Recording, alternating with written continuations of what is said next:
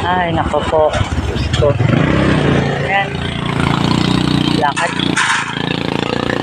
Lakad po tayo ng malayo. Galing pababa. Para maghanap ng anak na nawawala. Lagi. Tanghali ang uwian. Ganitong oras, wala pa. Grade 4 pa lang, 10 taon, ganito na lang lagi. Sakripisyo talaga ng magulang, grabe, sa mga anak. Magpahirap ang mga anak, grabe. Pagod ka na, maghahanap ka pa kung saan-saan.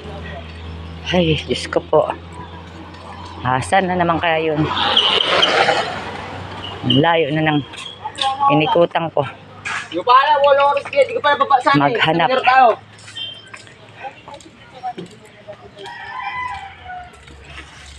Napagod.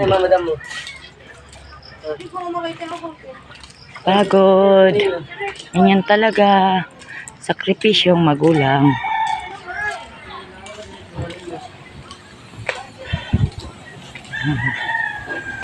Kayo po, ganito rin ba dinadanas nyo mga magulang sa anak nyo?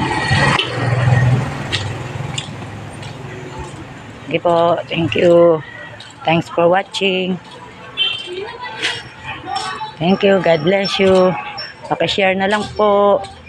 Like, comment, and share.